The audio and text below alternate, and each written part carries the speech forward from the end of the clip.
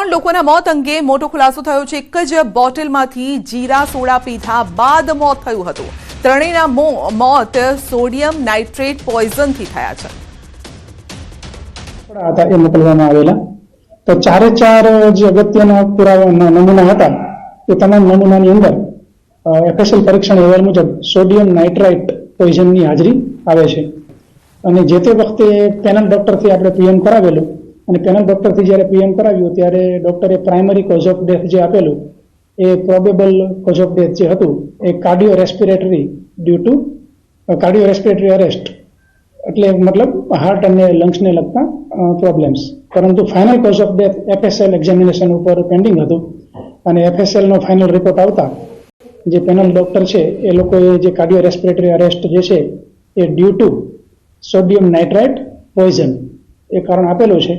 એટલે જે ફરિયાદ દાખલ કરી છે અમે હાલ અને જે મર્ડરની ફરિયાદ દાખલ કરી એમાં જે તે વખતની જે અમોત જાહેર કરનાર જે યોગેશ કુશવાના જે શાળા છે એમના શાળા જે છે બલવીરસિંહ કુશવા એમની ફરિયાદ લીધેલી અને એમની ફરિયાદને આધારે અત્યારે કે જે વ્યક્તિઓને અમને ત્રણ જણાને જે જીરા સોડા આપી અથવા તો એમાંથી કોઈએ મિલાવ્યું કે જીરા સોડાની અંદર કોઈએ મિલાવી અને કનુભાઈ ચૌહાણને બોટલ આપી એ પ્રકારની હાલ અમારી તપાસ ચાલુ છે કે આ કૃત્ય કરનાર કોણ વ્યક્તિ છે, સોડિયમ નાઇટ્રેટ ક્યાંથી આવ્યું, ક્યારે ભેળવવામાં આવ્યું અને એનું કારણ શું છે, વ્યક્તિનો હેતુ શું છે એ હાલ અમે અમારી અલગ અલગ ટીમ બનાવી અને શોધી રહ્યા છીએ। સર, ભવિષ્યમાં જો કદાચ કોઈ આરોપી પકડાય છે તો એની સામે કાયદાકીય શું જોગવાઈ છે અને કયા પ્રકારની સજાની જોગવાઈ છે? હાલ જે ગુનો દાખલ કર્યો છે એ મર્ડરની કલમ મુજબ ગુનો દાખલ થયેલો છે અને મર્ડરની અંદર જન્મટીપથી લઈ અને મૃત્યુદંડ સુધીની સજાની જોગવાઈ હોય છે। આ ખૂબ જ ગંભીર કૃત્ય છે કે જેની અંદર ત્રણ વ્યક્તિના મૃત્યુ થયેલા છે અને જીરા સોડાની બોટલમાંથી સોડિયમ નાઇટ્રેટની હાજરી મળી આવેલ છે। સાહેબ, સોડિયમ નાઇટ્રેટ આજુબાજુ આપણે ચરોતરમાં કોઈ વ્યક્તિ જેની તપાસ કરી કે એની કોઈ વિગત મળી છે? તમામ બાબતની તપાસ ચાલુ છે। સોડિયમ નાઇટ્રેટ ક્યાંથી અવેલેબલ હોય, કોણ લાવી શકે, એના જે લાયસન્સ બાબતની કે અન્ય જે કંઈ બરાબર આ બાબતે અમે ફૂડ એન્ડ ડ્રગના જે અધિકારીઓ એની પાસે પણ માર્ગદર્શન લઈ રહ્યા છીએ, એફએસએલ અધિકારીઓ પાસેથી પણ માર્ગદર્શન લઈ રહ્યા છીએ। તો સોડિયમ નાઇટ્રેટ જે છે એ જ્યાંથી અવેલેબલ હોય એ તમામ પ્લેટફોર્મની તપાસ થશે, તમામ રૂલ્સ એન્ડ રેગ્યુલેશનની તપાસ થશે।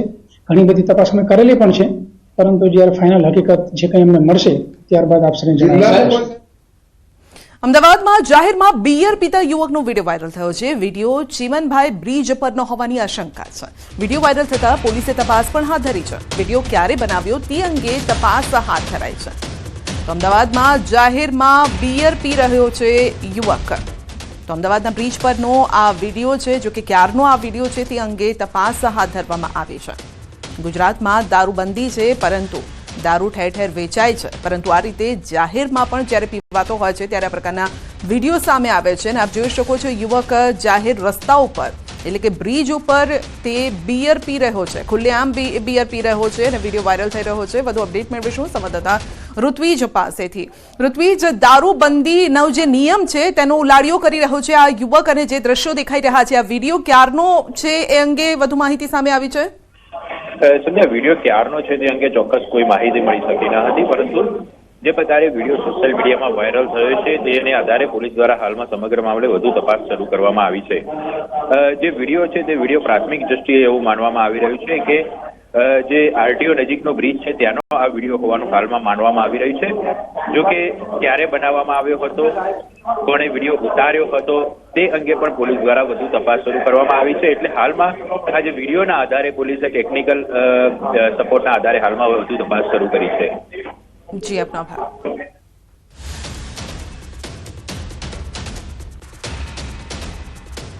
રાજકોટમાં ફરી એક વખત દારૂબંધીના લીરે લીરા ઉડાડતી ઘટના બની છે। રાજકોટના રૈયા રોડ પર જાહેરમાં દારૂ પીતો શખ્સનો વિડીયો આવ્યો છે સામે। પોલીસને જાણે કે તેને કોઈ ખોફ જ નથી। આ યુવક ખુલ્લેઆમ બ્રિજ પર ઉભા રહીને દારૂ પી રહ્યો છે, જેનો લોકોએ વિડીયો બનાવ્યો અને આ વિડીયો હાલ સોશિયલ મીડિયામાં વાયરલ થતા અનેક સવાલ પણ ઉઠી રહ્યા છે। બિંદાસ રીતે દારૂ પીને નિયમોના ધજાગરા ઉડાડ્યા છે। શખ્સો સામે પોલીસ કેવી રીતે કાર્યવાહી કરશે તેવા સવાલો લોકમુખે ચર્ચાઈ રહ્યા છે।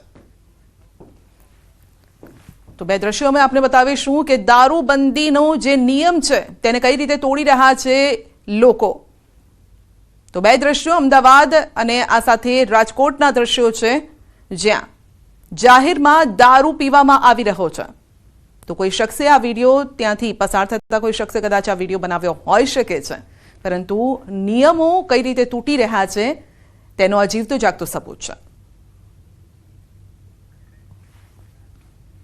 રાજકોટ શહેરના ચૌધરી હાઈસ્કૂલ સામે આવેલા ચિંતામણી પાર્શ્વનાથ દેરાસરમાંથી ચોર દ્વારા દાનપેટી અને રૂમમાંથી રોકડની ચોરી કરી જતા પ્રદ્યુમનનગર પોલીસ દ્વારા તપાસ હાથ ધરવામાં આવી.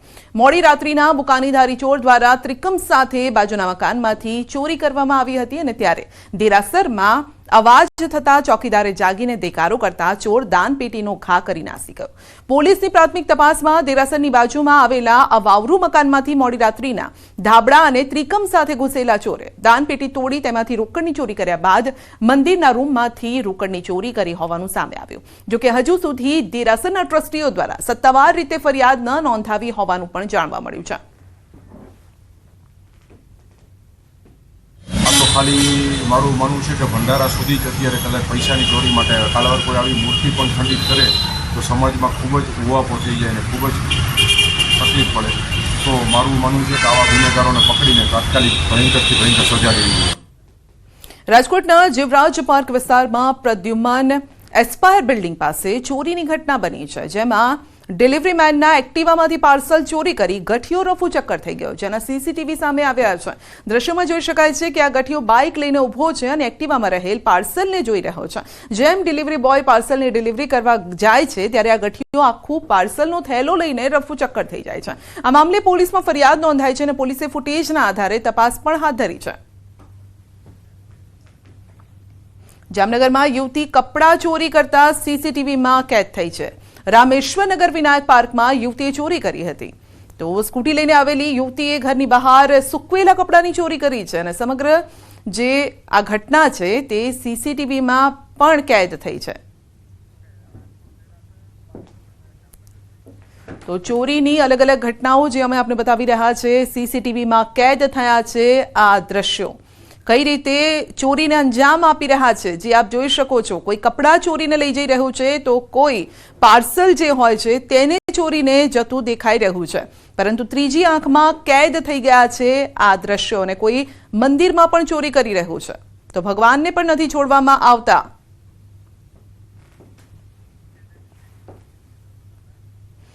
બનાસકાંઠાના નર્મદા કેનાલનું પાણી બંધ ન કરવા વિનંતી કરાઈ છે. કિસાન કોંગ્રેસના નેતા ઠાકરસિંહ રબારીનું નિવેદન છે. સરહદી વિસ્તારમાંથી પસાર થતી કેનાલમાં પાણી બંધ કરવાની જાહેરાત કરી છે.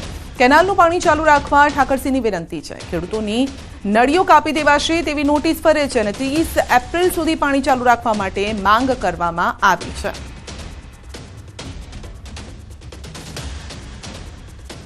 મુખ્યમંત્રીને વિનંતી કરું છું કે આપ એપ્રિલ મહિનાની 30 તારીખ સુધી પાણી ચાલુ રાખો, ખેડૂતોની વેદના સમજો એવી રાજ્યના મુખ્યમંત્રી અને જે તે વિભાગના નર્મદા વિભાગના મંત્રીશ્રી અને અહીંના સ્થાનિક આગેવાનોને પણ કહું છું કે 30મી એપ્રિલ સુધી ખેડૂતો પોતાનો પાક લે. પાક પાકી ગયો છે પણ એક મહિનો હજુ પણ લોકો ખેતરોમાં રહે. એમના ઢોરોને પાણી પીવા માટે, લોકોને પીવા માટે એપ્રિલ મહિના સુધી રાખો એવી વિનંતી કરું છું. દ્વારકા જિલ્લામાં ફરી થશે ડિમોલિશન. કલ્યાણપુર તાલુકામાં હાથ ધરાશે કાર્યવાહી. દરિયા કિનારાની આસપાસના દબાણ પર થશે ડિમોલિશન. 106 જેટલા ધાર્મિક સ્થળો પર ફરી વળશે તંત્રનું બુલડોઝર. તંત્ર દ્વારા 106 જેટલા ધાર્મિક દબાણોને અપાઈ છે નોટિસ અને થોડા સમયમાં તેને તોડવામાં આવશે. સ્ટેપ બાય સ્ટેપ ધાર્મિક દબાણ આઈડેન્ટિફાઈ કરીને કુલ 106 જેટલા ધાર્મિક દબાણ અત્યારે આઈડેન્ટિફાઈ થયેલ છે અને આ સિવાય પણ કોઈ ધાર્મિક દબાણ જો રહી ગયેલા હોય તો એના માટેની શોધખોળની કાર્યવાહી હાલમાં ચાલુ છે. તો દરિયા કિનારાની આસપાસ ફરી થશે ડિમોલિશન. જે પણ જગ્યાઓ પર ગેરકાયદેસર બાંધકામ હશે તેને તોડી પાડવામાં આવશે. મુંબઈમાં મધદરિયે આગની ઘટના. અલીબાગમાં મધદરિયે બોટમાં લાગી છે ભીષણ આગ. તો બોટ માછીમારી કરવા દરિયામાં ગઈ હતી. અચાનક આગ લાગતા દોડધામ મચી ગઈ. માછીમારોના હાલ કોઈ સમાચાર નથી. આગ લાગવાનું કારણ પણ શું છે તે હજુ સામે નથી આવ્યું, પરંતુ આખી બોટ ભડકે બળી રહી છે અને દૂરથી પણ આપ જોઈ શકો છો કે ધુમાડાના ગોટે ગોટા ઉડી રહ્યા છે. કાળા ડિબાંગ ધુમાડા જોવા મળી રહ્યા છે અને આખી બોટ બળીને ખાક થતી જોવા મળી રહી છે. જો કે આગ કઈ રીતે લાગી તે હજુ સામે નથી આવ્યું.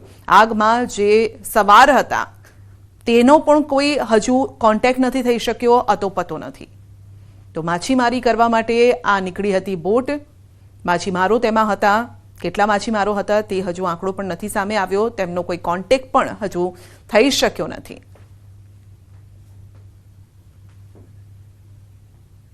2 વર્ષ પૂર્વે કેન્દ્રીય માર્ગ અને પરિવહન મંત્રી નીતિન ગડકરી દ્વારા જણાવવામાં આવ્યું હતું કે 60 કિલોમીટરની અંદર એકથી વધુ ટોલ આવતા હશે તો તેને બંધ કરવામાં આવશે. અને તેમ છતાં રાજકોટ જેતપુર નેશનલ હાઈવે પર 60 કિલોમીટરની અંદર 2 જેટલા ટોલ કાર્યરત છે અને બંને ટોલ ટેક્સ ઉપર રાહદારીઓ પાસેથી ઉઘરાણા ચલાવવામાં આવી રહ્યા છે. ત્યારે તાજેતરમાં જ એડવોકેટ ધ્રુવ કાછડિયા દ્વારા 2 પૈકી 1 ટોલ ટેક્સ હટાવવાની માંગ સાથે ધરણા કરવામાં આવ્યા. ધ્રુવ કાછડિયા દ્વારા મુખ્ય 2 માંગણી સાથે આંદોલન શરૂ કરવામાં આવ્યું હતું અને જ્યાં સુધી ટોલ ટેક્સનું કામકાજ ચાલે છે ત્યાં સુધી ટોલ ટેક્સમાં માફી આપવામાં આવે તેમજ 2 પૈકી 1 ટોલ ટેક્સ કાયમી ધોરણે બંધ કરવામાં આવે તેવી માંગ કરાઈ. રાજકોટ જિલ્લાની અંદર ભરૂડી તેમજ પીઠડિયા ટોલ નાકું ફક્ત 60 કિલોમીટરની અંતર 2 ટોલ નાકા આવેલા છે. તે તેમજ જ્યાં સુધી રોડ રસ્તાનું કામ ચાલુ છે ત્યાં સુધી ટોલ માફી માટે મેં માગણી કરેલી હતી. તારીખ 6 થી આજ દિન સુધી મને કોઈ પણ પ્રકારનો જવાબ આપવામાં આવેલ નથી. તેમજ તારીખ 25/2/2025 થી હું ઉપવાસ આંદોલન પર બેઠેલો છું અને ગઈકાલ તારીખથી મારી તબિયત નાદુરસ્ત હિસાબે હોસ્પિટલમાં આવેલ 108 મારફત, પરંતુ અત્યાર સુધી તંત્ર દ્વારા કોઈ પણ પગલાં લેવામાં આવેલ નથી. સુરતમાં થોડા દિવસે હવે દીપડાની દહેશત જોવા મળી છે. સુરત જિલ્લાના છેવાડે આવેલ ઉમરપાડા તાલુકાના આંબલી દાબડા ગામે દીપડાએ 2 ખેડૂતો પર હુમલો કર્યો. સવારે ખેડૂતો ઊભા હતા અને તે દરમિયાન દીપડો આવ્યો. પ્રાણી સમજી બંને પર હુમલો કરી દીધો, જેમાં બંને ખેડૂતને મોઢાના ભાગે તેમજ હાથના ભાગે ઈજા પહોંચી છે. બંનેને હાલ નજીકની હોસ્પિટલમાં ખસેડવામાં આવ્યા.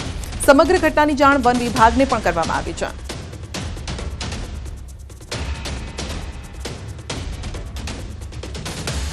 બનાસકાંઠાના દાંતીવાડા ડેમ નજીક ઝાડ પર ગળે ફાંસો ખાધેલી હાલતમાં યુવક યુવતીનો મૃતદેહ મળી આવ્યો છે. ઝાડ પર લટકતી હાલતમાં યુવક યુવતીને મૃતદેહ નજરે પડતા ચકચાર મચી ગઈ છે. ઘટનાની જાણ થતાં દાંતીવાડા પોલીસ ઘટના સ્થળે પહોંચી છે. યુવક યુવતી કોણ અને ક્યાંના તે દિશામાં પોલીસે તપાસ હાથ ધરી છે. યુવક યુવતી બંને એક જ સાથે ઝાડ પર ફાંસો ખાધેલી હાલતમાં મળતા પ્રેમી પંખીડા હોવાનું ચર્ચાએ જોર પકડ્યું છે. સમગ્ર ઘટનાને લઈ પોલીસે વધુ તપાસ પણ હાથ ધરી. મોરબીમાં લેબર ક્વાર્ટરમાં શ્રમિકનો આપઘાત, ક્વાર્ટરમાંથી મોતની છલાંગ લગાવી છે. સીસીટીવીમાં કેદ થયા છે આ દ્રશ્યો. ગળે ચપ્પુ લગાવીને શ્રમિકે મોતની છલાંગ લગાવી છે. 25 વર્ષીય મૃતક અનુજ કુશવાહા મૂળ યુપીનો રહેવાસી. ટંકારાની પોલીપેક કંપનીમાં લેબર ક્વાર્ટર્સની આ ઘટના છે. ટંકારા પોલીસે મૃતદેહના ફોરેન્સિક પીએમ કરાવીને કાર્યવાહી હાથ ધરી છે.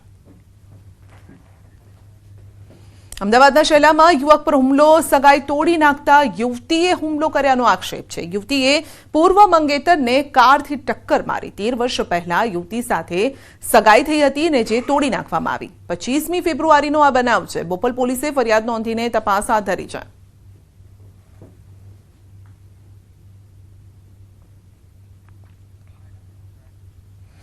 સામાન્ય રીતે શહેરને સ્વચ્છ રાખવા મનપાની કચરા વાન કચરો ઉપાડે છે, શહેરને ગંદકીથી મુક્ત રાખે છે, પરંતુ એ જ કચરા વાનમાં કચરાની સાથે માણસોને બેસાડવામાં આવે તો જી હા, સફાઈ કર્મીઓને કચરા વાનમાં બેસાડ્યા હોવાનો એક વિડીયો સામે આવ્યો છે અને ઘટના રાજકોટની છે.